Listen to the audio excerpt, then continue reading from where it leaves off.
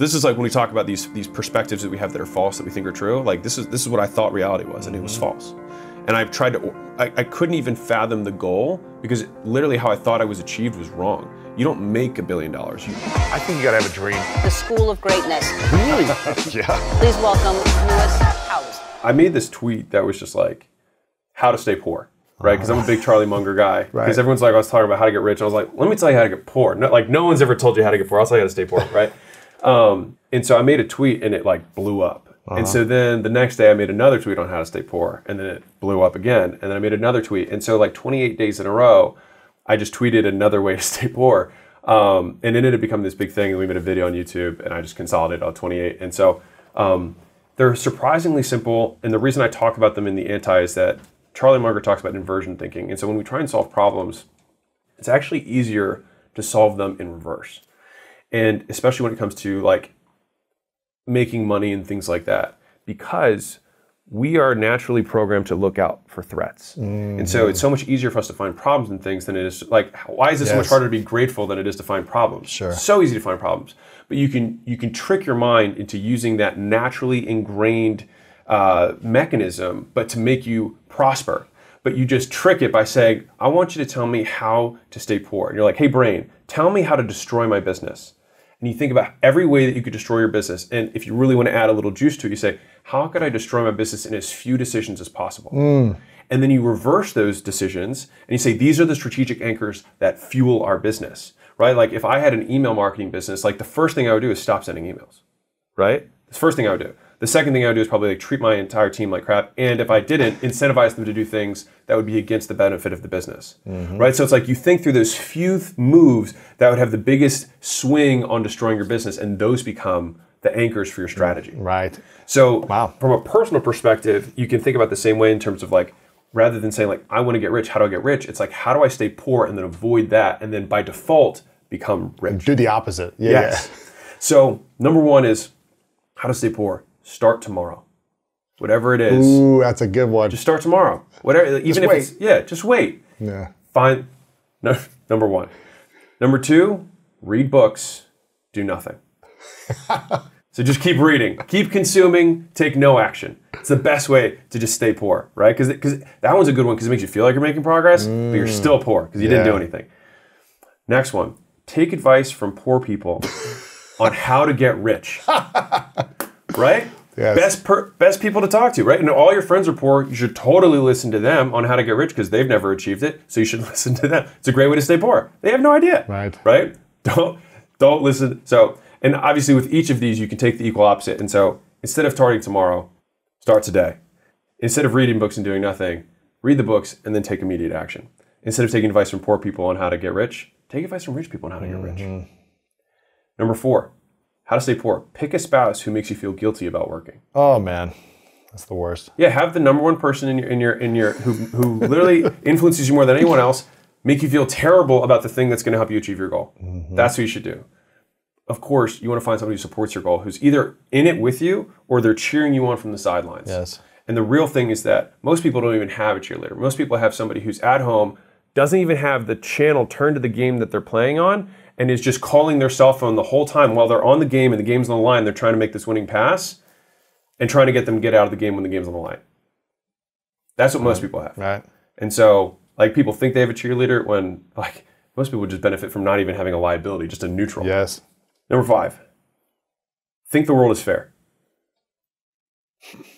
Most people will sit there and complain for years about how the world isn't fair, rather than accepting the fact the world isn't fair and then making money as a result of that. Yes. Right? They just sit there. Fail once, quit forever. Great one for staying poor. So you finally get the mojo to actually start, fail once, and then just quit. Just do that, because that'll help you stay poor. Because the worst thing you could do is try again. Because if you try it again, you might get rich. Right? Watch out. Yeah. How to stay poor. Expect the government to save you. Right? So handouts, bailouts. Of course, yeah, because that's going to get you rich, is literally something that doesn't provide money handing you money. Like, you have to provide value to get rich. It's never going to get disproportionately shifted to you. How to stay poor. Value the opinion of others over your own. It's a great one, right? Because all the people around you, especially if you're poor, probably are also poor, and you should value their opinions, who don't like the stuff that you're doing that makes them feel bad about themselves. Because when you start working, you stop not drinking, you start going to work, like to exercise, start eating healthier, you start listening to podcasts, you start watching YouTube videos. They walk in and, hey, why don't you watch Netflix? It's like, all right, I want to watch this right now. Oh, come on, more of that motivation stuff. Like, yeah, just get people like that in your corner, and they will just beat you down until eventually you won't be successul. So that'll just keep you there. It's a good one to have in your back pocket. How to stay forward? Avoid discomfort. As soon as it gets uncomfortable, just stop. Stop. Yeah, just be stop. comfortable all day long. This is what hard feels like. Ick. Yucky bears. How to stay poor? Make promises, break promises. Repeat. Yeah. That's it. So just keep making promises and then breaking them Break over and your over word again. over and over. Yeah. And especially to yourself. Yes.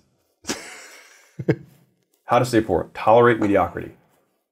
From yourself first and foremost, and others. There you go. Yeah, I mean, it's the best thing to do is just have a bunch of mediocre people around you, and especially yourself. How to stay poor? Blame your circumstances. That's it. Blame everything. Just put all the power that would normally be in you and give it to something that you have no control over.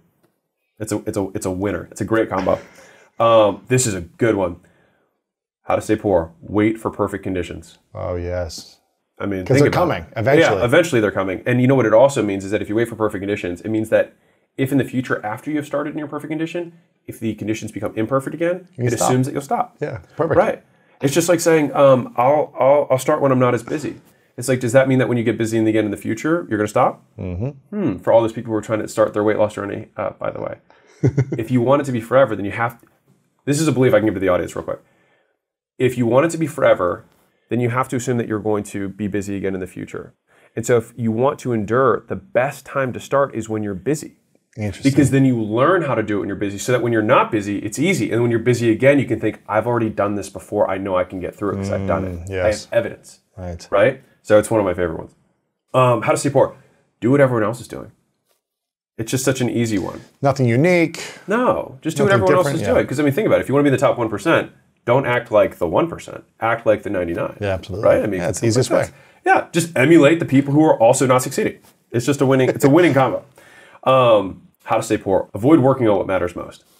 Right. So take action. Just distract yourself sometimes. Yeah. 100%. Just do busy work. Yeah. Do things that don't actually add value. Do stuff that it just like gets your juices flowing, but actually doesn't drive the business because you just love continually editing the same thing over and over again, rather than just making the 100 cold calls that you said you were going to do and you haven't done for 10 days straight. Instead of doing that, which you know is going to make you more money, be afraid of it. Yeah. And avoid working on it. Absolutely. There you go. It's perfect. It's a winning combo. How to stay poor? Do your best, not what it takes. So many people, they're like, I did my best. Right. And the real talk is like, did you really? And then the second line underneath of that is that oftentimes when we start, our best is beneath what is required. And the sub answer of that is that we just need to be better. Absolutely. And so rather than wanting, like it's the classic, like don't want it to be easier, want to be better, but it really does come down to that. A lot of people lament the fact that their best was given and it was not enough, and they lament the game rather than lamenting themselves and being like, how do I improve? How to stay poor? Oh, this is a good one. Prioritize looking rich over being rich. It's one of my favorites. Buy the Gucci bags, buy the 100%. Fancy cars, and just go into debt. Spend the small amount of excess money you have on looking wealthy rather than increasing your earning capacity. Absolutely. It's the fastest way. Because then you'll never be able to get out of it. Yeah. Right? Because you're stuck in these leases and you don't have excess cash flow to actually invest in the earnings power. So you basically just sit there looking rich and being poor the whole time. And then you also feel like a fraud, which is it's just a side quest. Yeah. It's one I recommend. Side quest. How to stay poor? Be born in a dead end town. Don't move. Yeah. Stay there. Stay there. Stay in the bad environment. Yeah. It's just, if you're like, I want to get into show business and I'm in Cincinnati, it's like, then stay in Cincinnati. It's best thing you can do. Yeah. How to stay poor? Say you're going to do something, don't do it. That's just a winner. That's a timeless classic. How to stay poor?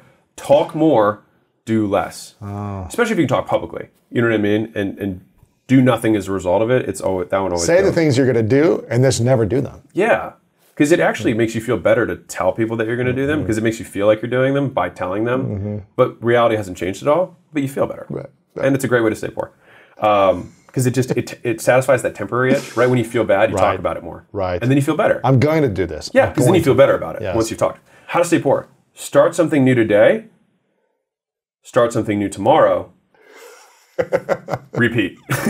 Every day, start something new. 100%. Start building that bridge, and then start building another bridge tomorrow, and another bridge, and then you look back 5 years from now, and you'll have a whole bunch of half-built bridges and no dollars that ever came across. That's great.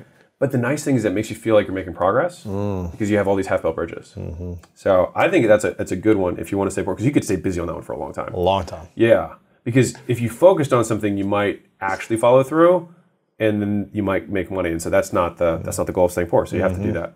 How to stay poor? Believe what other people think of you more than what you think of you. Right. Yeah. Because those opinions are so important, you know? Your parents especially, so deep. Trolls on the internet. Oh, absolutely. Everything they say is so... Read and believe all the comments. Read and believe. That should be another one. I should probably add that to it. How to stay poor? Be replaceable.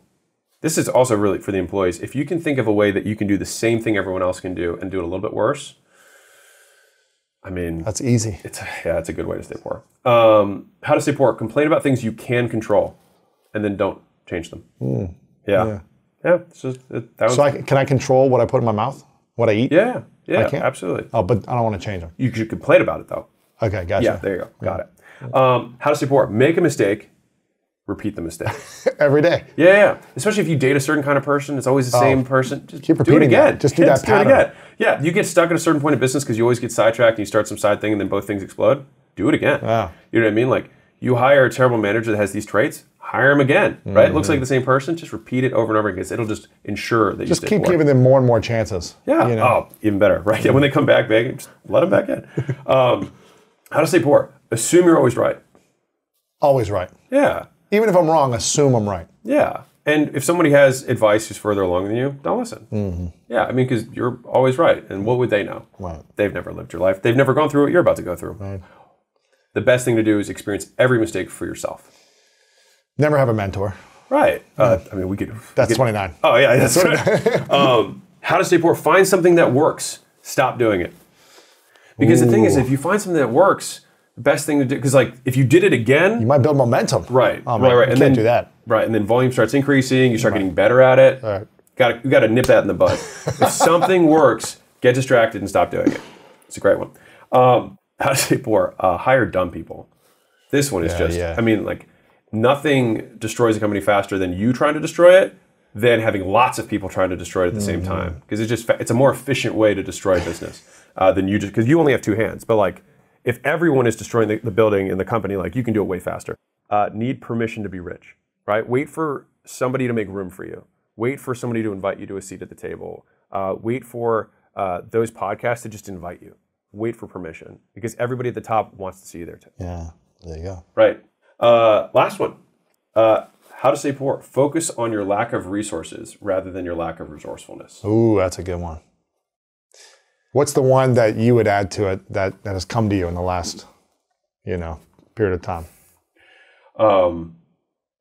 Change my mind when it feels hard. Whenever something feels hard, change direction. Do you think affirmations help people make more money or have more belief in themselves to be able to earn potential? I think if they believe they do, they do. So it's like, I think Admiral McRaven said, he had that clip that went viral that, like, everything starts with, making your bed. Making your bed, exactly. And if you make making your bed mean I am somebody who follows through with my commitments, if I start with making my bed, then the next thing's going to get easier, and those are the things that you believe as a result of making your bed, then by all means. But making your bed does not make you sell more stuff. Right. Making your bed does not make you make more content. Making your bed does not get you to improve your product, right? But if you make making your bed mean something else, then sure. But I try to cut as many of those transmutations out and just get to the core as fast as I can. Just take action. Right, yeah, which is like, how do we wake up and then do the thing? Yes, right? yes. So that's, so to the degree affirmations are important. I think they're important if the person thinks they're important. But I think the thing that affirmations are linked to are the beliefs that we have about ourselves. And so that belief that you have needs to be reshaped into something closer to what reality reflects, which you can either do by the stories we tell ourselves, right? It can be by the evidence that you present yourself, which is something that I obviously cling very hard to, evidently. Or it can be something that probably has been something that you've been told your whole life that you don't even know you believe, which is my other favorite quote. The one that'll probably be my tombstone is, "We question all of our beliefs except for those that we truly believe, and those we never think to question." Who's that by? Orson Scott Card. Speaking of the beliefs we were taught as kids, do you think you ever want to have kids? Right now, no. Eventually, maybe. But at this season, like, if Layla got pregnant tomorrow, we'd have the kid. You know what I mean? But it's right now, like, our baby is acquisition.com and all the stuff we're putting out. Right. And, we went to Tony Robbins' thing and talked about the 6 human needs. And both of us were looking at it and we're like, this is why we haven't had the desire to have kids. Because it made sense to us then. It's not one of your needs. It's because all of our needs are being met through the machine, right? And so one of the things, too, is because Layla works with me, a lot of times entrepreneurs, Tony was talking about this, how many entrepreneurs don't have this huge desire to have kids. Some of them do, but many of them don't. And so they have kids because their wife wants to have kids, because not all of her human needs are being met. Right. And so that's where you get a little bit of friction. That's okay. But for us, since we're both in the business, I mean, Layla's CEO, I'm really just founder. And she definitely does more actual work than I do in terms of runningness of the business. So like we both get our contribution, all the aspects of human needs from that. And so for now, we're good just playing the game. Based on what you were taught from your parents around money, based on what you know now, obviously not a parent yet, what would be 3 things you would want to instill in your kids, or that you wish parents taught their kids about money? About money. To set them up for good beliefs around money, so that at least they have a good foundation. Yeah. I had very good personal finance hygiene that was taught from my parents. So another thing I was given, right? So number 1 is just spend significantly less than you make. I always did that. It's that I got that just as a gift for coming into the world. You didn't need more to feel good. You didn't need to buy more things. No, that was always disconnected from me. My dad lived super cheap, and I was used to that. He lived far below his earning capacity. So spend less than you make, number 1. The second one is, it's around what we were saying, which is that excess money, like people talk about investing, like the best investment is in increasing your earning capacity, is that you should be able to take that money and then invest it in a skill that makes you more money over time than it costs you to get it. Number 2. Number 3 is that the fastest way to make more money is to gain access or buy access to communities of people who are making more money. Because there are so many intangibles that come from those communities, masterminds, Facebook groups, whatever you can get access to, that you'll learn so many perspectives that you have that are wrong. Like, it's too hard to quantify one because there's thousands of micro beliefs. Yes. And so it's spend less than you make, take the money that you're now saving and invest it in your earning capacity, and then get around those people who you want to emulate, who are all on the same path as you. Because one of the best ways to become an amazing swimmer is to join a champion swim team. Because you get all, like Angela Duckworth looked at this inside of Grit, that book, her book. It's like one of the best ways is that you just adopt all of the culture, the beliefs of the group of people who are further ahead. And so those are the 3 things that probably the biggest influence. What's the thing to look out for people that earn a lot of money if they're not prepared for the money? What is the biggest challenge that might happen to them if they're not emotionally, psychologically, physically prepared for money, big amounts of money that come into their lives? I think you have to have a plan for the money. Like, you got to know what you're going to do with it, I think. So so like if you're having an exit or something like that, right? I think there's 2 big things. One is, if you're actually exiting a business per se, I think you need to have a plan of what you're going to do next. Because the big difference I see between the entrepreneurs who have had big exits and are awesome now and are even better, and the ones who haven't, is that they had a plan of what they were going to do next. So I feel really grateful because I'm happier now than I was even when I had the first business, because I knew this is what I wanted to do, and that's part of the reason why I sold it, because I was more excited about this than my current thing, and I couldn't live like that. I was more excited about what I wanted to build. Wow. And so, to be fair, the day that I'm more excited about something else than acquisition.com, then you'll move on to it. Then I'll move on. Yeah. But I don't, because how big this bone is, I think I can keep, my vision's big enough that I can keep reinventing it. Anyways, so one is having a plan for what you're going to do next, and then the second is having a plan for the money that you get. And now those might not be necessarily mutually exclusive. Like, part of the money you get might be to invest in the next thing you want to do. But I think just having a plan for it rather than just being surprised by it and then trying to figure it out once you have it. Right. Because the emotions around getting it also shift your thinking. So it's better, in my opinion, to plan for it before you have the emotional experience, because we're human, we experience things, and that impacts our thinking in a negative way from a logic perspective. So if we can make the plan before we become emotional, and we can always go back to the plan that we made when we didn't have those feelings. Real quick, I got a question for you. What if I told you one of the key secrets to making more money has to do with your mindset? I've spoken with some of the most successful entrepreneurs, investors, and thought leaders over on the School of Greatness podcast over the past 10 years. And there's no doubt about it, your mindset absolutely matters. And that's why my team and I created a quiz to find your money mindset for you. It's totally free, and it's a valuable way to understand your own unique perspective about money, abundance, and financial freedom. So if you want to learn more about your money mindset, click the link to get started right now. What happens when we tie our emotions around the money that comes in? Like we're so excited, or we're like overwhelmed, or we're like scared of it. What happens when emotions are connected to money in a negative way? Well, when it goes away, you feel worse about yourself. What's interesting about that question, the reason I was hesitating, is because almost every guy that I know who's had a windfall of some kind, some big win, some big cash thing, almost all of them, I haven't had any of them that I've met to this point say they felt any different. And I think it's because you don't have context to process the information. Because it's so much, typically if it's a big windfall, it's so much outside of like your realm of understanding size that it just you get basically no reading. Right. Nothing. Neutral. You're just neutral. Like no one's happy, no one's sad. They're just like, yeah, and then a whole bunch of money showed up. Right. Right. Now what do I do? Right. I guess I'm the same as it was yesterday. Like you realize that nothing actually changes in your life, which then you get evidence. You get evidence that nothing changed, and you're like, oh shoot, I guess I have to deal with all these other things anyways, right? Yeah, and it's getting back to like, what's my purpose now? What's my vision now? Yeah. Once you sell the thing, yeah. But I will say that you get a certain amount of credibility, which is helpful, right? That absolutely does help. Especially if that's aligned with what you want to do next. You know, I got so much more credibility for Gym Launch when we sold than we had when we owned it, even though technically my net worth was higher when I owned it because I hadn't had a tax event as a result of the liquidity, right? And so technically I was richer before I did the sale, but I got more credibility after. So just kind of interesting.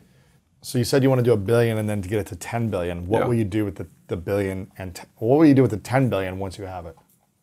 What's the plan? So I won't have it because it'll just be the asset that I own, right? And so all we're going to do is just keep doubling down on the main thing. I mean, the big epiphany that I had was I had probably 3 stages of my own development in terms of understanding $1 billion, right? Because like when I started out, $1 billion was like even too hard to even fathom, right? But then I started thinking, okay, to be a billionaire, I have to make $1 billion a year. That's what I thought being a billionaire was. That was the first thing. That's not true. This is like when we talk about these perspectives that we have that are false that we think are true. Like this is what I thought reality was, and it was false. And I've tried to, I couldn't even fathom the goal because literally how I thought I was achieved was wrong. You don't make $1 billion, you own worth $1 billion. That's how you become a billionaire. So just fundamentally, even the words and the verbs we use to describe the outcome are different. Huh, interesting. Second phase for me was I have to make $2 billion over my career, which after taxes are worth $1 billion, yeah. Right? That was my second phase of thinking what a billionaire was, right? And the third phase, which is my current one, hopefully, maybe I'll have one later, right? Is that you just have to own assets that other people would pay you $1 billion for. And so now that I also understand how businesses are valued, et cetera, for a business to be worth $1 billion conservatively, you'd probably have to do about $80 million a year in profit, in EBITDA. Right, and that would be valued at like 12.5 times, which is pretty conservative. Because I mean, if you look at depending on the industry you're in, and you look at like the S&P 500, companies that are being publicly traded right now, like 20 is fairly normal on the stock market for companies of that size, and so you might be able to do it at 50 million in EBITDA to have $1 billion, valuation. For me, I've set the goal at 100 as my tactical goal. So I need to do 2 million a week.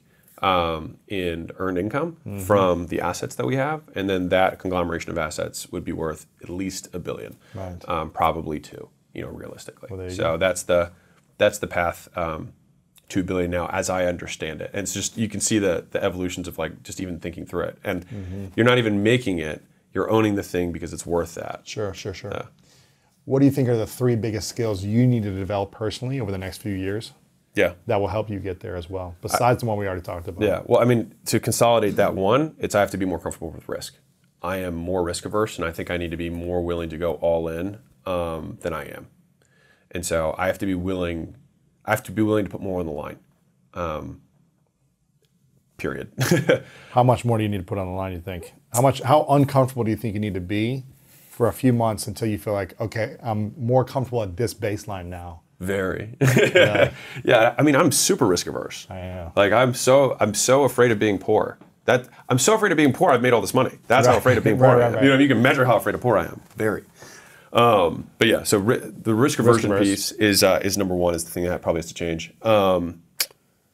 That's the biggest one. I mean, that's really the biggest, because the other ones are tactical. You know what I mean? It's like, okay, I need to create more unique content around certain subjects that I want to make. So I have like some shows and stuff that are gonna be coming out. Very excited about. Ooh, nice. Yeah, very cool. So that is one of the things, you know, like in terms of talent. It goes back to risk, but Layla was talking to somebody who is dating the former CEO of a massive top 10 company in the US, or like huge company. And she was saying that he doesn't hire anybody who doesn't make $500,000 or more minimum. Like he doesn't even have them around him. And I love that. At the company? Yeah. You mean like his senior leadership? Yeah, exactly. Yeah. And it was just, he actually ended up just recently quitting and starting his own startup.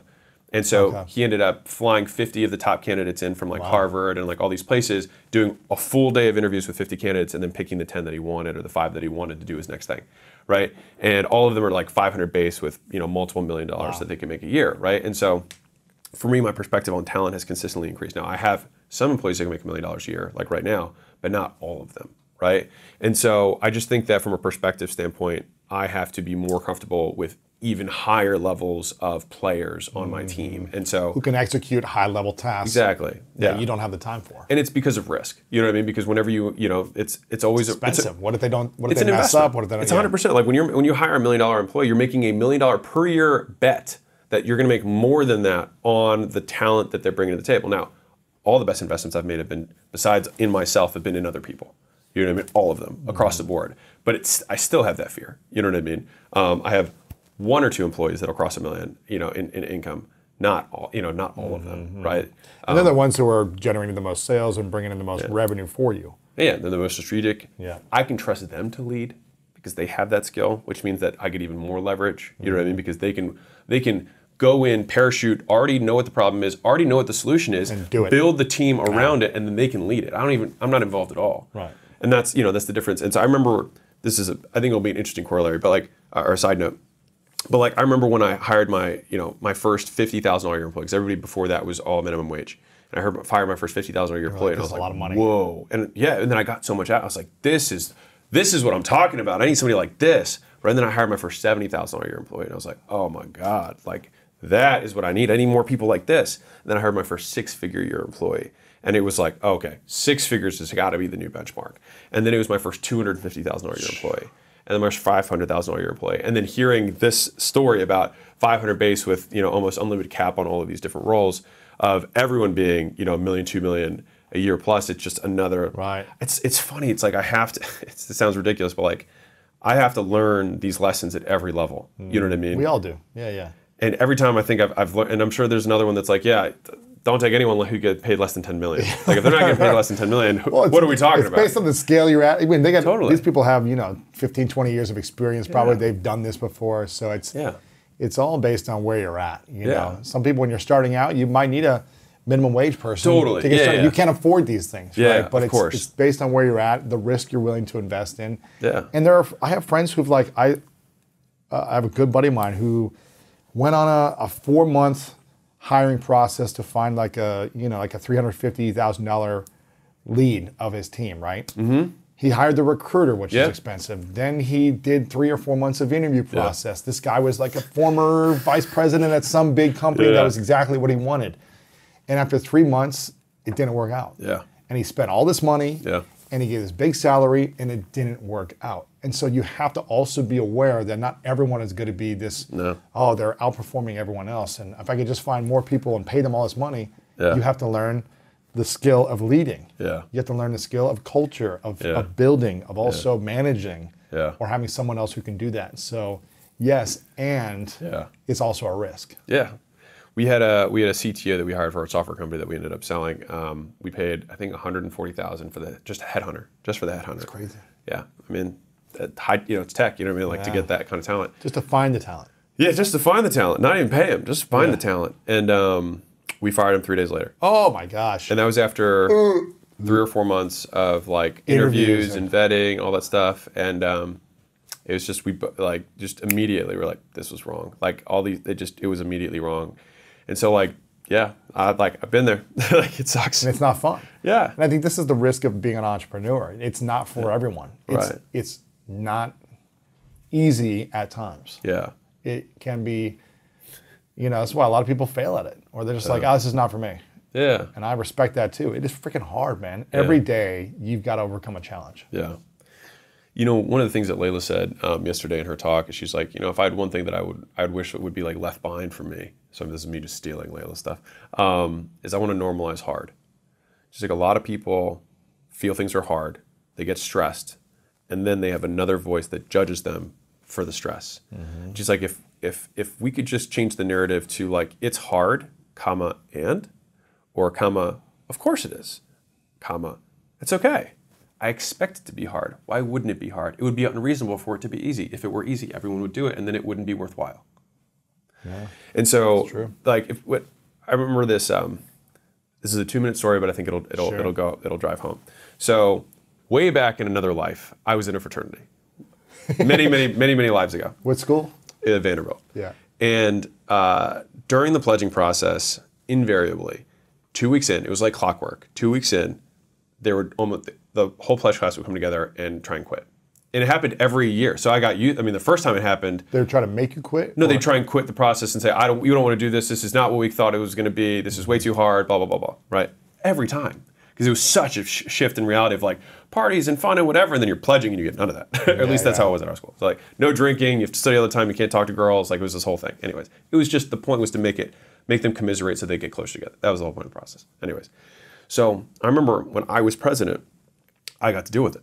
Right, and so I remember the whole class was there, the whole pledge class, and I said, "Hey guys, who here when you started thought this was going to be easy?" No one raised their hand. I was like, "Who here expected it to be hard?" And they all raised their hand. And I was like, "I want you to pause. I want you to close your eyes." I was like, "This is what hard feels like. This is what it feels like. The feeling you have right now is hard." I was like, "And that's what you said you expected." I was like, "You just didn't know what it felt like." And so I think a lot of people are in the entrepreneurial game and they expect it to be hard. They expect the word, but they don't know the feeling of hard. I'm like, it's okay. Mm-hmm. It's hard. And you persist and you keep going. And so for me, like learning what hard feels like, I think once you learn it, it's like, oh, there you are, my old friend. Right. This is hard. And that's why it's worth it. Yeah, and I think you get more comfortable with hard where it doesn't feel hard anymore. You're like, okay, I've done this for 5 years now. I'm used to this. I'm familiar with it. Yeah. I learned how to manage my emotions, my feelings around it. I'm becoming a better leader to myself. Totally. And so this is more norm. Yeah. It's not hard. And as a fun one, the feeling of the hard changes. So it's like when you're, in the beginning, the hard is that you don't know what you're doing. You just feel like an idiot all the time. You're just ignorant, right? You're like, I have no idea what I'm doing, right? And then the feeling is the giving up of control, right? Once you get into the 7-ish figures, it's like you have to give up control. You can't control delivery anymore. You can't get on every sales call. Like you have to give up control, and that's hard. And trust people. It's different, but it's hard. It's just different, right? And then as you start making more and more money, then it gets around focus. You can't pursue every opportunity you want. Like in the beginning, you did because you only reported to you, but now you have an entire company that you're responsible for, and you have to really allocate resources. And you're like, I've got this idea for the show. I can't start it yet. I really want to, but I can't start it yet. And it might not be for a year. And you got to be like okay with that. Right? It's a different kind of hard, right? So like at every level, like if anyone's curious, the one after that is that like your character, how you spend your time outside of work starts to come into question because the level of talent you're able to attract is going to be attracted to who you are as a person and the values that you espouse, that you represent, right? And so you're like, well, what I do in my own time shouldn't be anyone else's problem, right? It's my own life.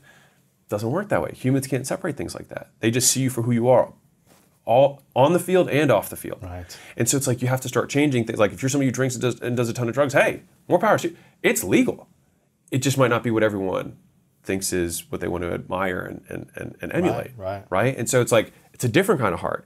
And so one is about being, one's about control, one's about focus, one's about ignorance, right? And so at each level, the hard changes, but you're like, there you are, my old friend. I was waiting for you to show up again. Right. This is the heart. And being able to identify which thing you need at every level that's where the mentors come in, because they'd be like, this is the next thing that's going to come up. You want to get distracted, you got to keep doing the thing. Or like right now, I think you need to quiet this outside stuff in your life, because like it's a distraction. You're not going to be able to attract the talent you need to get to the next level. They're not going to like that, right? And then you have to change, right? Yes.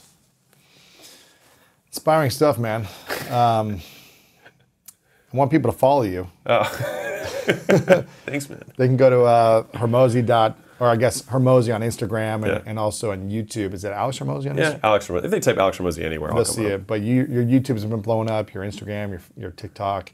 Also, if you're a business owner and you want to partner with you, go to acquisition.com to learn more about that process. You can apply there. This book is really powerful. A lot of people have gotten this. How many copies have you sold now? It's a couple 200 and something thousand. A couple 100,000. Yeah. So if you guys want to learn more, this will be an amazing investment for you. I think it's, the digital version is only a few bucks, I think, on Amazon. 99 cents 99 for the Kindle. Cents There it is for anybody. Yeah. So it'll be a great dollar investment for yourself. Make sure you check this out. If you're looking to really maximize your offers and build your business, check this book out. It's really powerful. Great examples. Again, you do a great job of creating frameworks, which I like. It's like you make it simple for someone like me who can't read, with the images, and the framework, so I can visualize success. I had to make them simple for someone like me. That's I why. I know, man. It's good. Big pages, big spacing, big font. Yeah. Yes, exactly. I like it. But if you guys want to learn more, make sure you check this out. What is the thing you're most passionate about right now? Is it the content? In the content world, is it the long form YouTube stuff? Is it Instagram? What's the place we should go follow you if they're going to pick one place? YouTube or podcast. Yeah. Those are the two. I mean, podcast has been growing too. Podcast is doing really well. Audio, man. Yeah, we're number 2 on entrepreneurship. I saw that, man. It's big. Yeah, I'm trying to be like you, man. I'm trying to be like you. It's awesome, man. And what's the biggest results you've seen from your podcast and YouTube growth? What's the biggest benefit you've seen?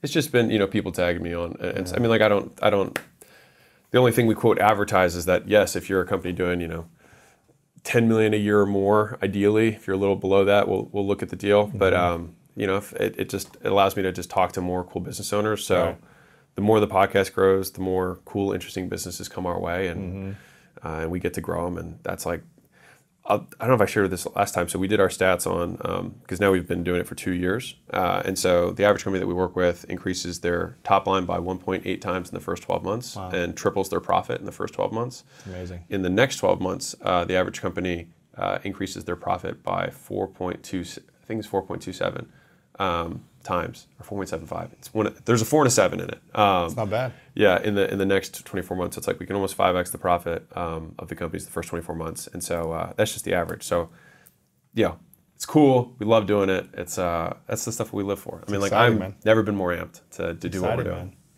What do you feel like your future mentor self, when it hits the $1 billion valuation, would say to yourself now?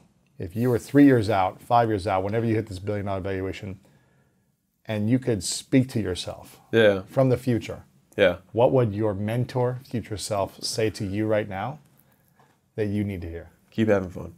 Yeah. Because, I mean, it would be like, if I had hit that at that point, he'd be like, keep doing it. Like, everything you're doing, you got here because you're having a good time. So just don't lose track of that, because in 3 generations, everyone's just going to forget that you're alive. No one's going to remember your name. You're not going to be the greatest of all time, because if you did your job, someone else will be even better and younger than you. And so, like, the only point of the game is to play. And it would just remind me of something that I already know to be true, but it would just be from future me. Hopefully he would just say it perfectly to my heart. And I would just become a new person, and I would transform, and I'd ascend, you know what I mean, in a halo of light. But that's hopefully what happened. Love it, man. Alex, thanks for being here, brother. Appreciate it, man. Great stuff. Thank you. If you got value from that, then go ahead and stick around for more coming up right now. What was the habit or the switch from 1 year to the next that started to bring in more abundance financially? Not in an incremental 20%, but it was like, boom, this was 5x, 10x. What was that habit or mindset shift for you that started to develop more income? So there's like the science and the art, kind of both sides. So like the science side is just the leverage. So the amount of money you make is proportional to the amount of leverage you employ in your life. And so, 4 types of leverage. This is not mine. This is Naval Ravikant's, but I'll just say them. Yeah. So you've got labor, I call it, I use 4 C's because it's easier for me to remember. He says labor, I say collaboration. So funny that you said that earlier. Yeah. But it's just getting other people to basically use their time, right, for your cause. The second level of leverage is other people's money, is getting people to invest in your thing. And then the next two are, so these two are permissionless, the first one's like you need to get someone's permission to work for you, and you get someone's permission to give you their money. The other two are permissionless, so you can do them on your own. One is media, which is what you have here, because the cost of making one video and having one person see it versus 1 million people see it is the same cost, right? And then the other is code, right? So I say content and code. So those are my 4 C's. So collaboration, capital, content, code. And and those are not binaries. It's not, am I using other people? Am I not using other people? It's to what extent am I using other people? Do I use other people's money? Yes or no? No. It's how much of other people's money am I using? And so each of these are continuums, not binaries. So like somebody could just use other people's money and be a billionaire because of the extent they use it. But those are the types of leverage that exist. And so as my income went up, it was by proportion to the amount of leverage I was employing. Really? What of these 4 were you leveraging the most? So in the beginning, I had no leverage because I was an employee, right? I was using my own time. The next thing that I started doing was I became self-employed, right? So I had a little online training business that I started in between my quitting my job and starting the gym. And so when I started the gym, I started getting labor was the first. Other people, yeah. Not a lot of it, but I got some of it. And so that gave me that first next tier. I went from making part-time interns. I went from $5,000 a month to I think about $30,000 a month. So that was the big jump. It was just I had a team. I made a small team, but I had a team, right? Now that's overall in revenue. That's not your take home. That's in sales. You might have been losing money or whatever. I was probably making $20,000 a month at that point for yourself. Yes, after expenses and team and everything. Yeah, that was then. And then what did that feel like going from 5 to 20? Did that make you feel something different? Was there a shift inside of you when you took that action? Because for me, when I started this, it was all about vanquishing my father. So it was all about, I was Middle Eastern father, only child. So like I was raised by a single dad. It was just me and him. That was it for the vast majority of my life. And so he's Middle Eastern, came here with $1,000, he was a doctor, came here, learned English from watching television. You know what I mean? Has the American success story, absolutely. That's amazing. And so I was born here though. Speaking another language too? French was my first actually. There's a whole story around it, but anyways, but yeah. French is your, how many other languages do you speak? That's the best one. I'll just leave it at that. But all of it was about making him proud, right? So that's what you did. You set out to do that. That's what I was trying to do. And then I think that throughout my adolescence, I realized that it was something that was always going to be withheld from me. So it didn't matter what it was. The goalpost would always move so that... He would never be proud enough? Right. And it was just, and it was because he wanted the most out of me. And so like if I got, let's say, a 99 on a test, it wasn't congratulations, it's what'd you get wrong. Oh man. Right. And that was always what it was. That's okay. Like we're cool. I'm very happy with my life. Yeah. And I realized that. And so this desire to gain approval turned into a very deep anger. And so towards the world, him, yourself, other people, mostly him, and most like him and myself probably split, probably 50-50. You know what I mean? And so it was like my earlier, I'll say, quote, success was purely fueled by rage. Like it wasn't so funny, man. it was rage. You know what I mean? I was in the same boat. Yeah. Yeah, and it was like, but there was probably some element of me that just like almost enjoyed the suffering because I just would get in this space when you ask like how did I feel by getting the extra $20,000 a month. First, my goal was to make as much as my dad, and then it was to make more than my dad, and then it was to make more than my dad had ever made in his whole life. Wow. And so once I had done that, I wanted the success to be unquestionable. Like there couldn't be a but, there couldn't be an asterisk. It had to be so undeniable that vanquishing was the word, right? Wow. And so for a 5-year period after I quit my job, my dad did not support. He didn't support me quitting my job. Why not? Even though you were off making money and building a business and because he didn't. He's like, what are you, a gym owner? Like he's like, you went to Vanderbilt. You were on a management consulting career. You got above Harvard's mid score for your. You could have had a credible career. Of course, right. Gym owner doesn't sell well in cocktail parties, right? What do you? He's figuring himself out. He's doing this little gym as a side thing. Yeah. He'll snap out, right? And so, I made plenty of mistakes too when I had the gym. So it wasn't like all sunshine and rainbows for me. Like I had a lot of mess ups that I did. I got in bad partnerships. Like all the things that you could possibly do. And over that 5-year period of me scaling to 6 locations with my facilities, At the end of that whole thing, I ended up losing it all. Really? Yeah, lost everything. 6 locations, lost the whole business. Yeah, well, I sold it. I sold 5 of them. I shut one of them down because I wanted to start doing this gym launch thing, which would be like flying around doing turnarounds. Because I started that's when I met Layla. You find a gym that's kind of like not succeeding, you turn it around. Fly in, yeah. And you do a makeover. Yeah, exactly. Bar rescue, same thing, like same exact thing. Should have done a TV show with it. Believe me, the many regrets I have. Right, that would have been an awesome one. We did 32 turnarounds. Wow, it was almost 2 years. Yeah, and so we started doing that. And anyways, I lost everything because I took all the sale money and I put it into my last location, and then the partner that I had there siphoned the money out. Because I was like, yeah, like, well, I'll put all the money from the sale of these gyms into this thing. Like, anyways, it doesn't matter. It was my own mistake. It was on me. But it was, even then it was, we'll see how long, like, this isn't real. Like, we'll see. And then once Gym Launch really started taking off, it wasn't until I think we did like 17 million in EBITDA, like profit take home. In 1 year? In 1 year. That my dad, I was 27. That's crazy. Yeah. my dad called me and he's like, "Are you sitting down?" And I remember like at this point, like we were like not talking too much. You know what I mean? Maybe every few months it'd be like a 5-minute phone call. And so I was like, "Sure, yeah, I got time. What's up?" And he's like, "You're gonna want to hear this." And I was like, "Okay, what?" And he's like, "I'm sorry." And it was the first time he'd ever apologized to me in my life. And what's interesting to me though is that it didn't feel like anything. I didn't care. Why not? Because I had stopped caring about what he thought about me a long time ago. Mm-hmm. And it was like when I quit my job was the day that like I accepted dying to my father. Wow. Because very much to me at that point was I was really, really sad at that point in my life when I had the job because I had really done everything that he had wanted me to do. I finished Vanderbilt in 3 years as president of fraternity. I had won writing awards. I'd done like a bunch, I'd done everything. You know what I mean? I was vice president of the powerlifting team. Like every club, all the stuff I could possibly do. Yeah, finished it. Yeah, while still being president and did it in 3 years, right? And got a management consulting job that was like a good job, had all the credibility, and I knew it wasn't enough, and I knew that, and so I knew that the choice for me was that I either had to die to him or I had to die to myself. Wow. And that was ultimately like the choice that I put in front of myself, and that was whenever I was like, maybe I should just I was like, die to him or die to you. And so that was what gave me the confidence to break that, and then I physically moved because I couldn't be in the same area. Wow. So I actually, you were 23 at this point, or 20? Yeah. So I called my dad when I was like in Ohio, and I'm from Baltimore. That's so I'm like, it was for you. Yes, I called him when I was there, and I was like, hey, by the way, I'm doing the gym thing.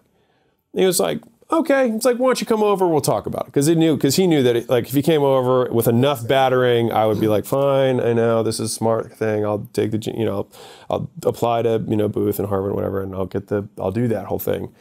And that because that was a cycle. I just kept doing that, and I was just like, no, I'm not going to do it. So I was like, well, I can't. I'm in Ohio. He was like, what do you mean? And then the tone totally shifted, and he was like, you always do these crazy things, and you're always like, he's like, you're never balanced. It's always extreme with you. There's no middle path, blah, blah, blah. And so, anyways, I did that 5 years gyms, lost it all anyways, and then started Gym Launch, and then that really took off. Sure. And then, but when he called me and he apologized, and this is where I I'm ashamed of myself, but like, I could have just let it lie and been like, thanks, appreciate it, What'd you do instead? Instead, I was like, when people get up on stage and they're like, hey, they get awards and they're like, hey, mom and dad, I just want to say thanks so much for always believing in me. I was like, I won't say that. Oh my gosh. I was like, because you never did. I was like, the only time you accepted me, I was like, was once every other person on this planet had accepted it too. Oh my gosh, man. And so, so I said that. That's intense. On the phone, he said that? Yeah. What do you say to that? He said, well, we'll see how long it lasts. Oh my gosh. So that was... So he was still kind of in competition with you. Yeah, and to be fair, when he apologized, he said, I'm sorry. He said, but in my defense, if it had been in my time, I would have been right. And so, but all that to say, like, I should have just said, like, appreciate the apology, thank you. Because, Tony Robbins said something that I thought was really impactful, was like, for the vast majority of my life, it's been like how my father shaped me or whatever. But rather than thinking like, what can I use from this dynamic? Like, what gift do I have? Yeah, like from his mother, kind of like beating him or whatever. Yeah, exactly. Like, what do I, they're blaming for the good, right? And so, like, I have so many things to blame for good from that, and I'm very, very happy with my life. That is why $20,000 a month didn't feel significant to me, because the goal that I had, my expectations weren't to make money. My expectation was that I had to make more than he had ever made. And so I had a very big vacuum to drive towards, which I think in a lot of ways was a gift, because like I blew past 100,000 a month, 500,000 a month, million a month. Like I blew past those things because like it was never about having enough money for me. It was about feeding this monster. But once I got there, I realized that what I had done was set up a game to win by my father's rules. Ooh. And so then And you could never win. Right. And to be fair, would I want to win a game that wasn't for me? And it was making you suffer. Sure. You're playing the wrong game. I'm playing his game. Yeah. And so I did win, but I won at his game, not mine. Right. And so that was kind of what I think making that realization was kind of the slow shift that happened from there. So when you won the financial game, or the game of like, I've made more than you've in a month or a year than you've made your whole lifetime. Yeah. How did that make you feel? And when did you realize you needed to start playing a different game? And what would that game become? Okay. There was 3 questions there. What was the first one? How did it make you feel the moment you crossed the finish line of the game of making so much more than he'd ever made in a short amount of time? Relief, because we actually got our relationship back. Not like, I wouldn't say we have like sunshine and rainbow, but like we have a functioning relationship. I would say it's role-based. Like I'm Yes. But what happened was we are both very like strong personalities, and it wasn't until I think that he accepted me as alpha in our relationship that we were able to kind of like move forward again. Because before that, my dad's he's a doctor, so he's always had like decent money, and I wanted to be beholden to no one, including him. Like I didn't want his money. I didn't want anything. And so I think I had to establish my own. I had to like really plant my own flag to be seen as a man in his eyes. And so I think once that happened, I think I felt there was some level of like, there's no conflict here anymore. Like this is undeniable. This is beyond reproach. Yes. I have a attractive wife who's really nice and awesome. I have a business to make, so I'm in good shape. And if you think about it, like the way, I'm just being really real with you. I blame my father for the many things that I have become in a lot of ways, right? Because everything that was not perfect was criticized, right? And so like, I've had a six-pack since I was 15. Wow. And it was because he used to always criticize everyone who was overweight and being that they're undisciplined and they don't try hard, right? And then and then it was like about having pretty good, nice, everything, perfect women, right? Yes. Not just pretty, but like everything has to be perfect, right? And then making lots and lots of money. And so it's like all of these elements I had to max out to, again, win at that game. But my whole life was designed to be bulletproof, so that I just wouldn't be criticized. And so that was, because that was what I knew that if I could criticize myself harder than anyone could, then if they did say anything, it was never as mean as what I would say to me. What's the meanest thing you say to yourself? Oh, like, it's all around just not being good enough. Right now? You know what I mean? Oh, not now. Okay. Not now. But I would say, yeah, 100%. And it was about being, to be fair, the actual thing would just be being weak. And so it was all about strength. Mentally, emotionally, physically all weak, everything. Financially literally, weak, everything. Just weak. That's just how you powerless. felt? Yes. You felt powerless for most of your teens and 20s? Yeah, for sure. Wow. And so everything that I did was to counteract that, right? Like, what can I do to get as big and strong as I can get, I'm going to make as much money as possible, have all the women I can get, Exactly, 100%. And so I pushed against that to try and to quell that, that need or that desire, that feeling. Did it satiate that need when you had all those things? Yes and no. Yes, because when I got there, it forced me to change my perspective. The perspective is what changed the way I felt. Basically realizing that those things were never going to solve anything is what allowed me to. And Les Brown, I think, says this, where he says, like, everyone knows that money doesn't make happiness, but everyone's like, I'll see for myself. You know what I mean? And so I think it was one of those, like, I had to cross all the, like, and I say this not as a slight to anyone else, but like I had to check off the easy ones from the list, which is like from getting in shape, getting the good wife, getting the money in the business, all that stuff. Like those are circumstantial. That means I can push with enough effort. I can change my conditions. I can change my surroundings and my environment. And if I can change those things, will they make me feel better? And so I think once I knew beyond a shadow of a doubt that didn't work. Right. Maybe they helped in some ways, but not the internal ways. So what did you have to shift your perspective, or what was that shift where you could still have it all and then have it all internally as well? I think that the whole ego death concept that we were talking about at the very beginning, I try not to talk about this too much because I think it's a lot of people take offense to it, and I don't mean it that way. I share this as just what worked for me and not as a criticism of anyone else's beliefs.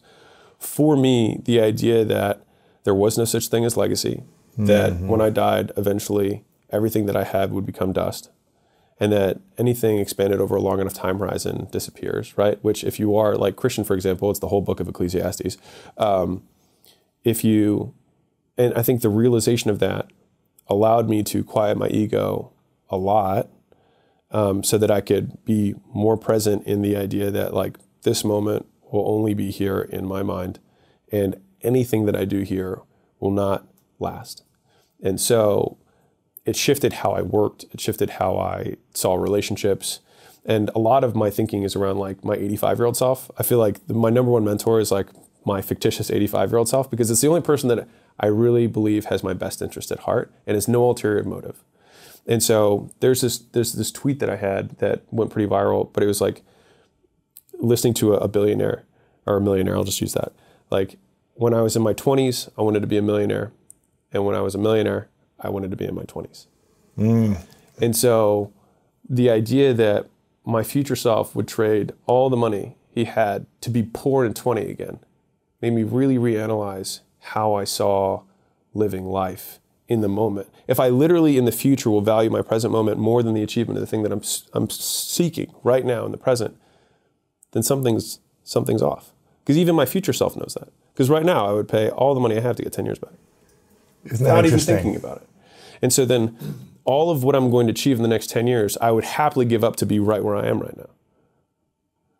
And so I think thinking about that really shifted a lot for me, because it helped me quiet, I'm not saying eliminate, but quiet some of the thoughts that are more ego driven, because the ego always wants to like separate and isolate from others and prove that it's better. And if I know that it will all be dust, there is no better, because we're all going to be dust. And so in that same way, if we're all going to be dust and we're all siblings, like two very strong frames, for me at least, it helped me quiet that aspect. And I think in that way I was able, ask my people, but like I think I was able to show up better as a leader. I think I was able to show up better as a husband, show up better like to make content, things like that. Like I don't think I could have made the stuff we make now 5 years ago, because I still think it would have been too proving something. Yes, right? It was perfect. Numbers, proving. 100% of it, proving a fictitious foe wrong. Right. They're all talking about me. It's Right. No one cares about you. No, exactly. And so that was really, and it's like I had to shift from like no one cares about you to like, I really want to have a shirt that says "No Lives Matter," but I feel like it would get way too. No one cares about you. But I think there's like a lot of like meat to that, where it's like if we can, because in that way we are all equal, and so I think it's almost the most egalitarian perspective is that like in the end we will all be dust, and so I think in that way that's like we have these exchanges that we have, and in some ways it makes it more beautiful. Why do you think so many people care about power and respect so much? It usually was withheld from them. I think the things that were withheld from us are the things that usually we seek the most. I think how many really successful guys have daddy issues? You know what I mean? So many. And so it's like, okay, well, I didn't get his respect, so I'm going to have to compensate with my circumstances, with my environment, so that everyone respects me. And some people do that through fear. Some people do that through violence. Some people do that through success. It really just depends what vehicle you choose. But like, I feel like the deep need is the same. Yeah, there's something like, I can't remember the statistic, but a number of U.S. presidents, a big number of them like grew up without a father, or their father died early in their life. And I can't remember the stat, it's like 30 or 40% or something of like the U.S. presidents lost their father or didn't have a father or something like that early on. And it's like, well, now they're going to go prove something or go to be something, you know. What about the habits that you learned of the wealthy people once you started to really earn and scale your wealth? Were you studying wealth, or were you just fixated on like, how do I get one more customer and increase my prices, make better product? What did you learn about the habits of the rich? I haven't learned much about the habits of the rich at all, to be very candid with you. I think that maybe there are some beliefs that, because like my dad was a doctor, I wouldn't say he was like, ultra wealthy, but like we lived an upper middle class, lifestyle. But in terms of like wealth, as I think you and I would probably understand it, I didn't know anything about that. And I don't think I've ever really studied it very much. I would say that my heroes now, like I started studying wealth after I became wealthy. So like, what did you learn about it afterwards? And what do wealthy people do that you think poor people don't do? They pick higher leverage opportunities, in a sentence. So like rich dad, like poor dad says get a job. Poor dad says get a higher paying job. Like rich dad says like, and the thing is there's so many innate beliefs that seem commonplace. Like, well, of course. You know what I mean? Like, well, of course, you buy some real estate and it'll appreciate over time. Of course, you invest in some stocks. Like, yeah, of course.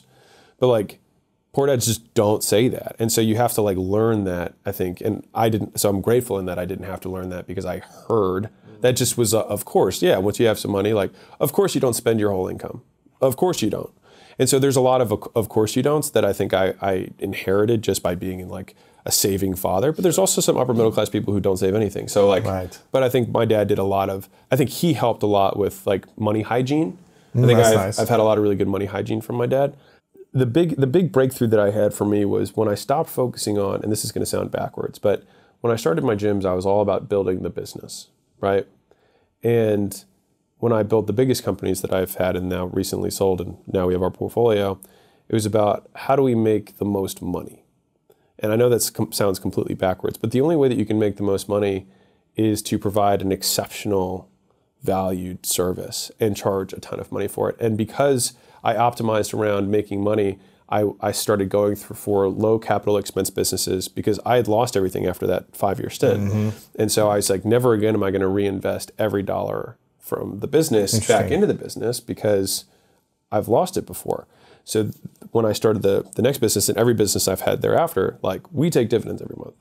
And we do that because... You don't wait till there's an exit 10 years later and put all your money in. I'd love to do both. Yeah. Why not both? Sure. Right? And so that was... Take a dividend and get a bigger... Of course. Yeah. But not just put money in and wait and get no money back. 100%. And the thing is, and this was a fallacy I had, because people always talk about like reinvesting in their business, but I realized that just meant that they weren't making profit.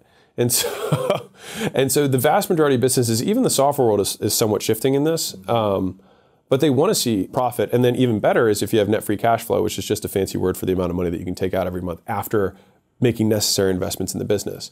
And so I wanted to have businesses that pumped cash flow because I had lost it all before. And so I think there's a lot of, like every one of my business seasons, I would say I've had 3 business seasons. I had my gym ownership period. I had my turnaround and early gym launch day period. And then I had Prestige Labs, the licensing business in Allen. That was like my last season. Where you exited all of them. Yeah. And then I'd say like now we're in our 3rd season, I guess. So brick and mortar gyms, licensing, supplements, and software. And then, 3rd season is what we have now. And each of those has a huge magnitude of leverage that was added to it. And so, this like gym launch was started on accident in that I was like, this might be a way that I could make money.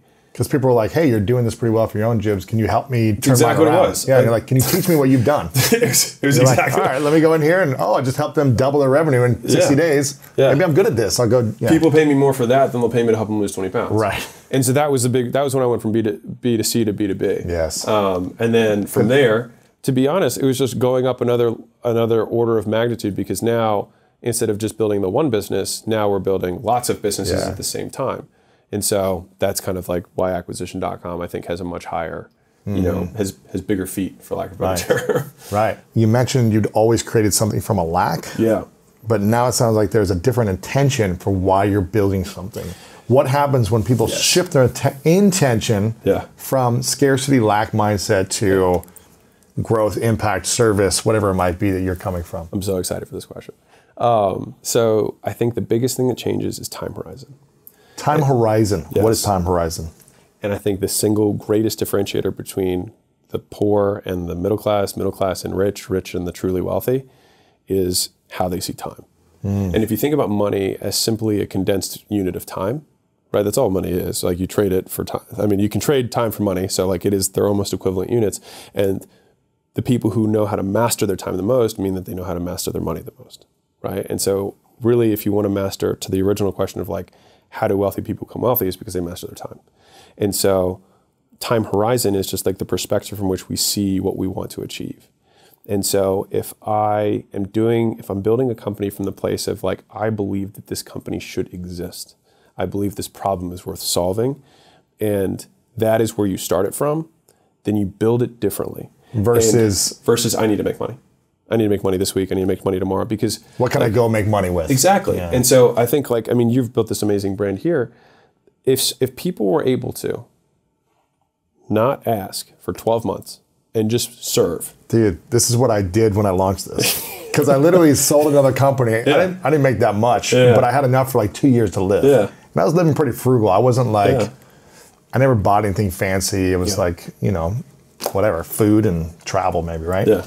But I was still sleeping on couches back then, you know, just because I wanted to save. I wanted to spend it on hotels. I didn't start spending hotel rooms until about 4 or 5 years ago. Oh, right. I would always find a way, who do I know in that town I can crash on? Anyway, side note.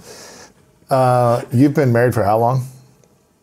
5 years. 5 years in a relationship or 6 years or something? 6 years of relationship, 5 years married. This is something that I've been curious about at different decades of my life, right? I'm 39 now. I just turned 39 in March. And in my 20s, I didn't think I was like, how is it possible to be with one human being for the rest of your life, right? Yeah. Like, there was so much adrenaline and testosterone and just, you know, desire. You know, I was thinking from a place of desire, not from a place of, I don't know, from a spiritual foundation, let's say, right? More of a sexual desire. Mm-hmm.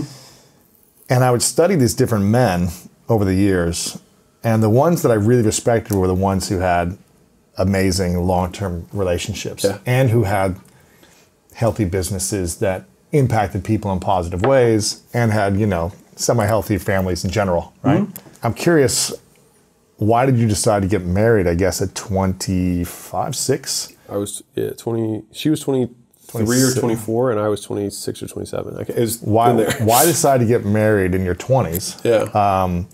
And how has that been beneficial towards your inner peace, your health, and your wealth? Yeah.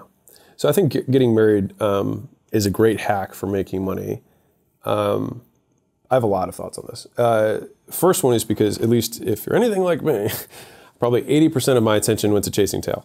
And so getting all of that attention back automatically just makes you more money. Right. All your energy is spread out. 100%. If you're doing that. It's spread all over the place. And so that's just like, honestly, just getting into a relationship accomplishes that. Mm-hmm. Going from relationship to marriage, though, was really surprising to me because I would say fairly against marriage for most of everything. And it's by happenstance, Layla and I got married almost like as a dare, and then we're still married, and it's been awesome. We'll get into another time. But when we did get married, it was actually really interesting. And maybe this is just my own personal experience, but I felt this very sincere shift of knowing it felt secure. Even the long-term, I'm like, why do we need a government body? Why do we need an external party to validate our relationship? Sign a document from the government, yeah. But there is some level of commitment that comes with it that makes it more stable. Mm-hmm. And knowing that it was like, oh, she's in it with me. Just knowing the barrier to exit was significantly higher for both of us, I think increased our commitment to the relationship. But it gave me so much more stability for risk-taking in a lot of ways, knowing that she was there and knowing she had my back. And, you know, I was texting a buddy of mine who was living the fast life. Yes. Girls every other night. Yeah. And he was like, how do you think through this? And I thought about it, and I think that when you get into the committed relationship or marriage, you trade novelty for loyalty. Mm-hmm. And for me, to me, loyalty, I was trying to define this for myself, but like, for me, loyalty matters more than love, or is a form of love, or the one that I value the most. And then as a secondary, because I was trying to define whenever someone says like, what is love, right? Like if you actually like start trying to peel the word back, most people just describe activities that people who are in love do. Well, it means, and then they use a laundry list of activities. And so the best definition I have, I know this is me out there, is of how much, like measuring love, is how much are you willing to endure to keep it? And so if you have a relationship with someone, and I would say love and liking to me is the same thing because it's really difficult to differentiate between the two. If you have a relationship with someone and you're not really willing to, like, let's say, wait 30 minutes later to go to dinner with them, probably have very little liking in there, right? If you have kids, you're probably willing to do a lot for them. And so, like, I'll give you an example that a friend of mine said. He was like, man, he must love, he's like, if you have a car that you've been working on all the time, like a lot of guys like tinker with. Must love that car, right? That thing's a piece of crap. He must love that thing. It barely runs because of what he's willing to put up with. And so it's kind of interesting when you think, like, you can measure love by your willingness to sacrifice or endure in order to keep it. Do you think we should endure a toxic relationship, though, or something that's like not adding value equally or putting forth a level of effort? To be fair, the toxic relationship, I'll use the quotes here because defining toxic would be another call, another video, right? I think that there are moments in relationships that are negative, but if you loved someone a lot, because you had a lot of benefit, so going the other direction, right? Like, but if it's more toxic than it is, then you wouldn't put up with it, right? So then, is it worth putting up with anyone having a negative experience? It depends on what you have to gain, right? And the more you love someone, the longer you're willing to wait for another positive reinforcement. So if I meet somebody and I have a negative experience immediately, I'm probably done, right? If I meet someone and I have positive the next day, positive 2 days later, positive a week later, the next one I might be willing to wait 2 weeks, and then 4 weeks. And this is really just becomes a question of human conditioning rather than love. Not to get, like, I love this stuff, but anyway, I can get us back to marriage. But marrying Layla gave me a lot of the security that I needed to take the big risks and knowing that she had my back. And Layla and I have very uncommon views on marriage. What's the, I guess, unique views on marriage you guys have? So most people get married because they feel a chemical attraction. Yes. And then they just wait. Right? Until eventually it's been long enough. And it goes away. Yeah. And they're like, I guess we should get married. Right? We had the first date, we talked for 4 hours about business. All business. And at the end of the date, I said, you should quit your job and work for me. I was like, was this a date or was this a... It was a date. Okay, it wasn't just like a casual encounter. No, it was 100% Tinder date. It was Bumble, but it was a date. Bumble, right? date. Yeah. And all business, all night. The whole thing. We walked for 4 hours just talking about business, and at the very end I said, you've got to, like, quit your job and work for me. And she said, no, I just met you. Not quit your job and date me, but I quit your job and work for me. And I said, listen, even if I don't come with the deal, like, this needs to make sense for you. Like, this is how much I'd pay you. I was just like, this is how much I'd pay you, this is how much you'd make. Like, you should totally work for me. And she said no, but I kept working on her, and eventually 3 weeks later she quit her job and she joined me. And we hung out every day after that one, and we did not have a super chemically sexual romantic, not at all. We just liked doing the same stuff, and we both wanted the same outcome. And so, at least as I see it, it's like you have to have an aligned mission of what you want to accomplish in life, values of how you want to get there. Man. And then, ideally, there's like bonus points for similar interests. Dude, it's so funny you say that, because I say that, you know, from all the mistakes I've made in the previous relationships that are all my mistakes, it all comes to values, vision, and lifestyle. And having shared alignment. It doesn't have to be 100%, but it's like an alignment in values, vision, and lifestyle. Not in, you know, if you have the sexual chemistry, which we do, which is great, but not using that as the main value. The sexual chemicals. Because in 2, 5, 10 years, they may not be there. But if you don't have the values, the vision, and lifestyle, or what you call values, mission, because it's all business, right? So like mission is what we're trying to accomplish, values is how we're going to get there, and then interests is like, what do we want to spend our time doing? That's so funny. So that's what I think. And if you have those things, you create a relationship, in my opinion, at least this has been my human experience, that becomes very difficult to get out of. And I say that intentionally in that, like, the best way to stay married is to figure out how to stay married. And so, like, well, let's stack all the chips in our favors. Like, we like doing the same stuff. We like talking about the same things. And then I think in a very important way, if those three things are aligned, you will get exposed to the same stimuli. And if you get exposed to the same stimuli, you'll have the same adaptations, provided you have the same values. So if we get this exposure and we both have the same values, we'll both grow in the same way. Where I think what happens for many people is they're opposite sides, and they attract, right? And what happens is you get on this, you probably are Esther Perel. Yeah, of course. I just had her on a week ago. Yeah. Well, then I'll had her on a few I'll times. just stop. She's great. I'll just go stop. ahead. Yeah, yeah. Well, now I feel silly. Quote her. But, yes. but my understanding of mating captivity is you've got familiarity, right? And you've got, I say variety and then familiarity because this is how I do it. and so in the beginning, everything's so new and exciting. There's all this variety, right? And then you get to know each other. And it gets better and better because you're like, oh my God, this is amazing, this is amazing, this is amazing. But then all of a sudden you keep going and then you're siblings and you're roommates, right? And so it's not, like she says, a problem to be solved, but a dichotomy to be managed between familiarity and variety. And one of the interesting things with our relationship is that we have so many ways to be familiar. So for us, based on that, So you need to create more variety. Yes. How do you guys do that? Because you talk about all the same things, you do the same thing all day long. How do you create variety? That's a great question. Besides the multiple businesses, multiple business boards, you're not doing the multiple people. Oh thing. no, we're not doing that. No. I think Layla would stab them. No, but I think the variety piece comes in through deliberate creation of room to be missed. Space in time. Yes. If you think I'm about going somebody, away for a week. Yes. And you're going to go with your friends or family, and I'm not going to be there. You know how much you like someone more when you see them after not seeing them for a week? It's so good. Isn't that it's weird? The best feeling. Right? Isn't that weird? Yeah. So it's like we can create that deliberately. The missing, the longing. Exactly. And so it's like if we can physically separate ourselves in terms of when we work. So we work on separate sides of the house. We only come together for food. So we eat and then we go back. And ideally, we're not on any of the same meetings because the last thing I want to do at the end of the day is sit down and say, how's your day? Just kidding. I was there the whole time. Right? Right, yeah. So it's ideally... So you work together, but you don't. Yes. That's we work in the same company.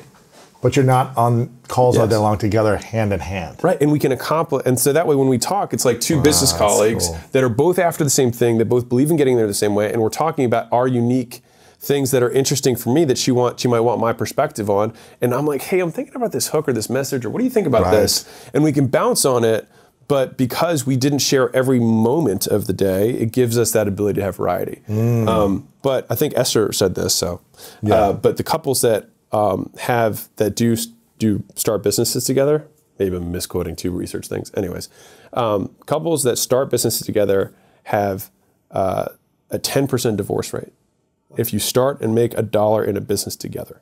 Wow. And I think it's like birthing a child. Except in order to do a business, I think it's harder than having kids. And people will be like, you don't know that because you don't have kids. It's true, but I do know that there's a lot of people who have both. There's more people who have kids than have businesses who started together. Right. And I think that there's some magic in that because it's like birthing an idea, but you both got to agree on what you're going to create. So you're not leaving it up to biology, you're leaving it up to choice. Do you guys ever fight or argue? Sure. I would say we don't have what I would consider real fights. Blow-ups or whatever, yeah. Yeah, I mean... Minor arguments, but... I'm sure that, the many common miscommunications that can happen as humans. Sure. Hey, you said this? Is this what you meant to say? Yeah, exactly. No. If there's two ways to take it, and one way makes you really angry, the other one doesn't, I meant the other way. Right. Whatever you're angry about, just round up. Round up. That was just round up for me. What's the thing you love about her the most? She's made of steel. She's, Layla's just unbreakable. So, I'll tell you the two moments in our marriage that, or we weren't married yet, but the two moments that, defined her to me. So one was we were probably 9 months into dating. Or maybe 6 months into, we're 6 months into dating. And I had lost everything again. Standard Alex move, right? Just lose everything. And she had to go launch a gym and she had to absolutely crush it. And I was so stressed out because at this moment in time, I had the 6 gyms. I had a chiropractor agency, a dentist agency. I had the launch business where we're actually flying out and doing launches. I think I had one more thing. I can't remember what it was, but so I was 8 different businesses that I was owning. I made no money, obviously, because I had 8 businesses, right? And I was too stressed to function. That was the only way I could describe it. Is I was not present at all, ever. I was just thin. I was so spread thin. She walked in the office one day. I didn't look up, and she was like, "Do you want me to be here?" And I was like, "You can do whatever you want." And she was like, "Well, do you want to break up?" And I was like, "Yeah, that's fine." Really? And so she said, "Okay, that's fine. and she had quit her job to do this with me. So it had been 5 months. Like, she'd quit everything. She'd built up a personal training business that was doing really well, and she got rid of all her clients so she could come do these launches with me. And 5 months in, I was like, I can't, whatever. And so she went to Hawaii to do this launch, which was going to be a really big launch, and I was betting big on this thing because. So she's still working with you, but not in a relationship with you. Yeah. So we've actually work is the thing that was our first language. It came naturally to us. And so she went there, and I think I'd lost all the money for the 7th reason in a row, right? And I had like 10 grand left, and we needed to make like $100,000 in that month, or I was going to get behind. So it was 10 grand to get her there for 30 days in Hawaii because hotels are insane. And I was like, you need to crush this, even though we just broke up. Oh my gosh! You need to crush this. You need to crush this. That's like all I can say. And she flew there, and she set every sales record that we had when she got there, and did 100 and something thousand in cash collected, and she killed it. And when she came back, I'd had a coach that I was like meeting with during the time she was gone. And he was like, look at the stats of your life. He's like, are you in better shape now that she's here? He's like, are you making more money now that she's here? Are you like, and to be fair, like in general, I was still doing better because I had started the launch business. Like I was like, yeah. And he's like, I think she's a very good thing in your life. And I was like, okay. And so anyway, she came back and she crushed it when virtually every other person that I know would have either not gone. Like, screw you, I'm out of this. Or just wilted under the pressure. Because I was like, this is the last money I have. Like, you have to crush this. And I don't care about you intimately anymore. It's both. And I don't get it. And so she killed it. And then she came back. And then 2 or 3 months later, of course, I lost all that money again. Classic. And so then at this point, now we're sleeping at her parents' house. And you're not in a relationship. No, so we got back together. When she came back, so when she came back, got back together. Yeah, I was like, you're awesome. Like, you stood tall when everything else was crumbling. Like, let's keep doing this. Yeah. And so this leads me probably to the core point of Layla is that, and I don't know if it's all relationships, but at least the way this one is compared to every other relationship I've had is that I respected her first, and I don't think I had. God, that's so key. Like, I don't, and I say this not as any. I've loved a lot of people in the past, but I don't think I respected them to the same degree. And I think part of that is because it was harder for me to respect them because I didn't have a shared arena to witness it in. It would be like, maybe for me, I might not have been able to respect an athlete. Maybe, because it's just not a game I understand as well as like the business game. Sure. I'm maybe just saying that I can appreciate excellence, who knows. But I respected her, and her opinion mattered to me. A lot of times I would feel like someone's opinion, like yeah, it matters, but like, I'm going to do what I'm going to do. You know what I mean? Like, my opinion matters more. Her opinion I valued equally or even higher than mine in many occasions because I trust her gut. She has an amazing instinct with people, especially. And so I respected her first. And the second time that happened was I'm sleeping in her parents' house, winner that I am.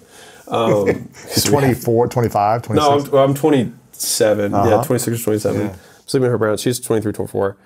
And they gave me like the spare kids' bedroom. So I'm like in this little desk, you know what I mean? Like with the little chair, like cramped up. And I'm like, this is like make believe, except it's a real business. And we had this horrible day where we lost like $150,000. And I just saved, like everything was turning around. Everything was turning around for us. We lived there just to like kind of save some money. But the first month of getting rid of all those businesses that I had and just focusing just on gym launch, we did 100,000, we did 200,000, we did 300,000. So like things were turning around, and I was like, okay, this is happening. And then we got 150,000 refunds, which was pretty much all the profit I had made. And it was because a couple of the gyms that we had launched basically told all the customers to refund and then sign back up through them for half the price. Oh my God. So it's like I go to a gym, we frustrating. pay for everything, the hotels, the flights, the marketing, the sales guy.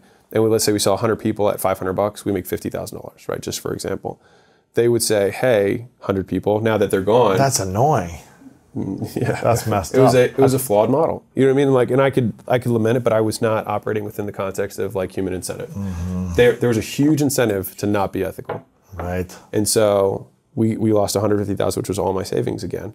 And at that moment, I had already lost everything like 3 times since I'd been with her. It had been like 11 months at this point. Wow. I think at that point 10 months because we got married in May and it was 13 months since we had met. And so I just looked at her and I'm like in her parents' room or whatever. And I said, listen, I'm a sinking ship. And if you want to get out, I was like, I will have absolute respect for you. We will be like, we're cool. Like, I will hold nothing against you because I clearly am not good at this. And that's where she was like, I would sleep with you under a bridge if it came to that. And so that was when. That was before you're married, or yeah, it was before we were married. And so that was when, and that, like, you know, I think the dedication in that book says, or actually, well, I might be spoiling it, but then I think the next book says, you saw the light in me. It's a strong. It's my ride or die. I couldn't do this without you. Yeah, it's great. it's a very meaningful thing, but I don't know if I would have done it without her. You know what I mean? And so, anyways, all that to say, she stood tall when everything else was crumbling around me. And for that, she has my eternal respect. Wow. And so as a result of that security, knowing that she, like, even when she didn't have to, she was there. And she chose to be there alongside me because she believed that we could do this.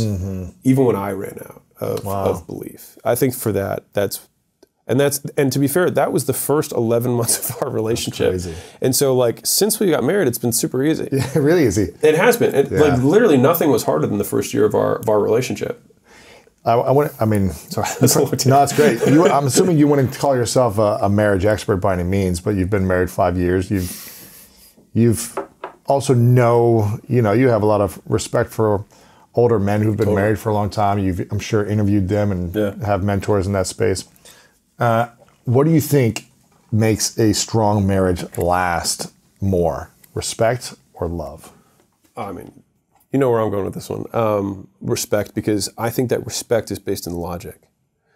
Love less so. And so I'll say it differently. I think that love has a strong emotional component. Some days you feel like you love someone more than other days, right? But respect doesn't change as much. It's consistent. Because it's based on facts. It's based on evidence. It's based on the story I just told you will not change. That happened, right? And so when emotions fade, logic remains, which is why I'm a big fan of logical selling, which is when someone is trying to make a decision, I do want to give them the logical reasons for why they should do that, because when the emotions do fade, which they inevitably do about the decision that they made, what will remain is the logic. And the logic will carry you through the dips. But if you don't have a logical reason to be together, then when the emotions fade, that's when you have no reason to be together because the emotions are on and there's no logic, right? And so I think that for the long-term relationship, that's why the mission, the values, and the interests, there's a lot of logical reasons for us to stay together. We have a million logical reasons together. We're partners in the business. We love the same lifestyle. We're both into fitness, and so we have all these huge stack of reasons for why we should stay together. And I think that if we can stack the reasons, and as a funny side note with the length of marriage, the average married person spends 2 hours a day together. 45 of that is watching television, average marriage. 24 minutes of that is housework. And then 35 minutes is eating. And so 45 plus 25 plus 4. So there's like 20 minutes that's not that of the 2 hours. That is just being with someone. And so we have spent every hour of every day together for 6 years. And so I feel like in that way, we've had a 50-year marriage, right? Exactly. From a time perspective. But anyways, just and where do you think you'd be without her or a marriage like hers that has supported you and thrived? Do you think it'd be as financially successful? Do you think you'd have more time to build your businesses, or do you feel like you'd have scattered energy with lifestyle choices? I don't know. Yeah. I don't know if I would have learned the lessons that she's taught me. If I had a similar marriage to the one that I have, I think it would be the same. If I didn't have a similar marriage to this one, I think I would have figured out. The money thing was too important to me for me not to figure it out. I think it was too important to me. Because you had the discipline. Yeah. And the fitness thing, that was always on lock. And so, like, the missing piece, I still probably would have had that longing to figure it out. Because to your point, like, all the people that I respect have been in 20-year, 30-year, 40-year, 50-year marriages. And I think there's something about character. It speaks to someone's character when they've done something like that. And I think that was something that I wanted to have. Yeah. What do you think? You're 32 now? Yeah. What do you think when you hit 40, the 3 biggest lessons will be that you will have learned? Or that if you could go into the future, because you're really good at thinking, your 85-year-old self, and your 40-year-old self was looking at you right now or in a room with you talking to you, they said, here are the 3 things you're really going to need to learn. Yeah. And try not to make these mistakes. What would those 3 lessons be, do you think, if you could go in the future? Well, the first one that jumped out at me was patience works. So that would be the first. I think I would have continuous reinforcement on the fact that the longer I wait for things, the better they are. Mm-hmm. The second one would be define your terms. Socrates says wisdom begins with a definition of terms. And so a lot of people make these goals, but they don't know what the goal means. And so they're like, I want to be healthy. Like, what does that mean? I want to be happy. What does that mean? Right? Like, we have to define our terms before we start trying to attack them or breaking them down, which is why, like, if you've ever heard any of my stuff, I tend to define terms a lot. So I think a definition of terms is you have to define your terms. And then third one of lessons that I think would probably still be, because whenever I talk to my 85-year-old self in my therapy sessions with myself, it's always just remembering to smell the flowers more, because if I'm 20 years old or 30 years old and I would trade all the millions I have to be 20 again, then that is the lesson. So I would trade everything that I have when I'm 40 to be 32. And so it's just like reminding myself of Enjoy that. this now, this moment, yeah. Because I would trade everything to be here when I'm 40. Right. So like, if I can just even get a tenth of that awareness in the present moment, if I can bring 10% of that future awareness to the present moment, that would be a success for me. That cash that you deposited is a liability for the bank. An asset is something that puts money in your pocket. A liability is something that takes money away from your pocket. So when the bank has your cash, it's a liability for them. They want to get rid of it as fast as possible. And the way they do that is by lending it out, because it's an investment for the bank.